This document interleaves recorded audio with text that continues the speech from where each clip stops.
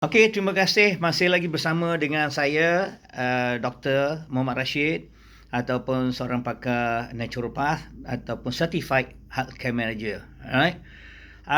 Bahagian kedua ni, iaitu bahagian kedua apabila dah ada tanda-tanda harap bertemu dengan doktor di klinik. Kalau yang tidak mahu ke hospital dulu, ke klinik. Alright, so di klinik ataupun di hospital, apa yang dilakukan iaitu uh, ambil darah. Okay. Ambil darah sedikit saja, ya, either belah kanan atau sebelah kiri, sedikit saja yang pertama. Kerana bila ambil darah tu, doktor ingin tahu apakah bacaan PSA, iaitu prostat specific antigen, iaitu melalui darah saja dapat tahu gamma, semi ataupun protein enzim, ya, bahagian prostat kita. Dan ikut pada usia sebenarnya. Dia pada usia. Contoh macam saya, 60, saya 66, usia 60 hingga 69, bacaan dia 4.5, ya, NL atau NL ml, iaitu nanogram per mililiter.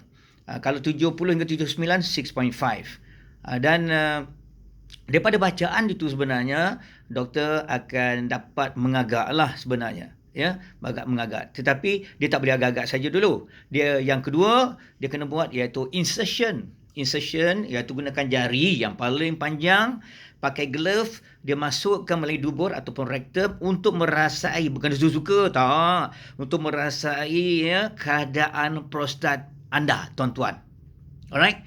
Dan yang ketiga, kalau di medical center dia akan buat apa tu, Uroflow Throw, ataupun kita disuruh minum 1.5 liter air, penuhkan pundi kencing kita, dia scan lebih dahulu, lepas tu nak terkencing, betul-betul dah rasa nak keluar sampai hujung, baru kita pancut. Bila kita pancut tu, lepas tu dalam few minit akan keluar graf, ya, kekuatan air kencing kita. Okey, yang keempat digunakan ultrasound. Ultrasound ni pakai transducer, masukkan ke dalam dubur kita, bukan pakai jari doktor, tak, pakai transducer, ya.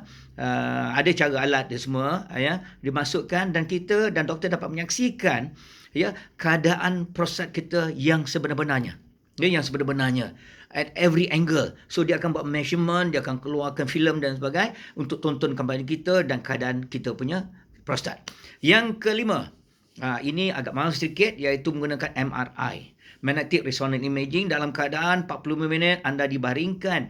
Dalam waktu dibaringkan, dia masukkan, insert juga transducer ke dalam dubur kita, dan dalam 45 minit tu dia akan ke depan, ke belakang, akan dilakukan proses dia, dan akhirnya lepas 45 minit kita akan tahu kita punya result. Last but not least, ini yang paling orang kata tepat lah, iaitu biopsi.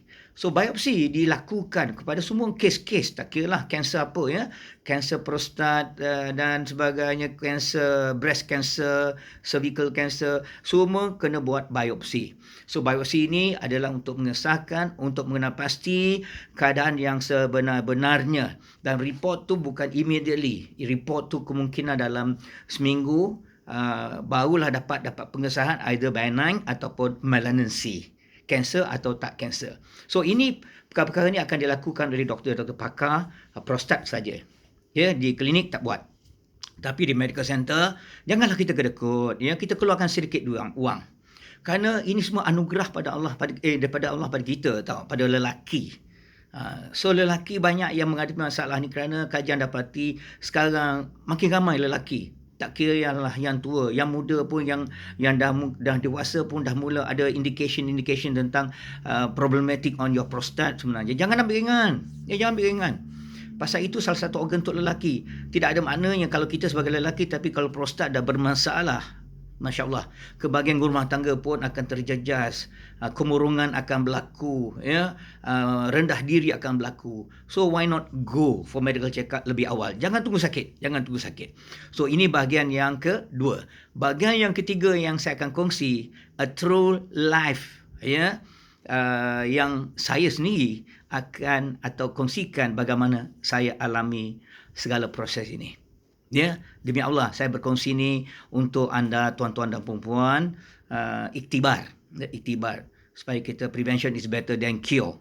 Ya, kita kumpul duit bukan apa, untuk kita persediaan sekiranya hadapi masalah begini. Alright, so insyaAllah kita jumpa bahagian yang ketiga. Bye. Assalamualaikum.